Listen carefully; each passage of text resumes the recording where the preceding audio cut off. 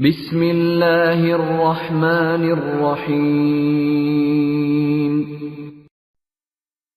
عبد القیس کا وفد جب حضور صلی اللہ علیہ وآلہ وسلم کے پاس آیا تو آپ صلی اللہ علیہ وآلہ وسلم نے پوچھا کہ یہ کون سی قوم کے لوگ ہیں یا یہ وفد کہاں کا ہے؟ انہوں نے کہا کہ ربیہ خاندان کے لوگ ہیں۔ آپ صلی اللہ علیہ وآلہ وسلم نے فرمایا، مرحبا، اس قوم کو یا اس وفد کو نہ ذلیل ہونے والے نہ شرمندہ ہونے والے، یعنی ان کا آنا بہت خوب ہے۔ وہ کہنے لگے، اے اللہ کے رسول صلی اللہ علیہ وآلہ وسلم، ہم آپ کی خدمت میں صرف ان حرمت والے مہینوں میں آ سکتے ہیں کیونکہ ہمارے اور آپ کے درمیان مضر کے کافروں کا قبیلہ آباد ہے۔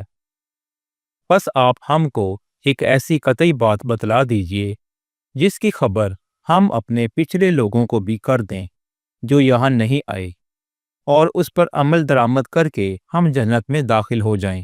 اور انہوں نے آپ سے اپنے برتنوں کے بارے میں بھی پوچھا۔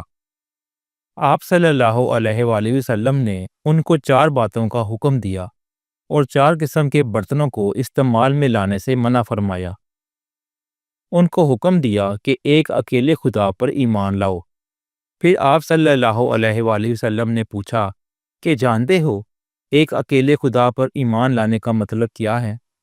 انہوں نے کہا کہ اللہ اور اس کے رسول ہی کو معلوم ہے۔ آپ صلی اللہ علیہ وآلہ وسلم نے فرمایا کہ اس بات کی گواہی دینا کہ اللہ کے سوا کوئی معبود نہیں، اور یہ کہ حضرت محمد صلی اللہ علیہ وآلہ وسلم اس کے سچے رسول ہیں، اور نماز قائم کرنا اور زکوٰۃ ادا کرنا اور رمضان کے روزے رکھنا اور مال غنیمت سے جو ملے اس کا 5واں حصہ مسلمانوں کے بیت المال میں داخل کرنا، اور 4 برتنوں کے استعمال سے آپ صلی اللہ علیہ وآلہ وسلم نے ان کو منع فرمایا۔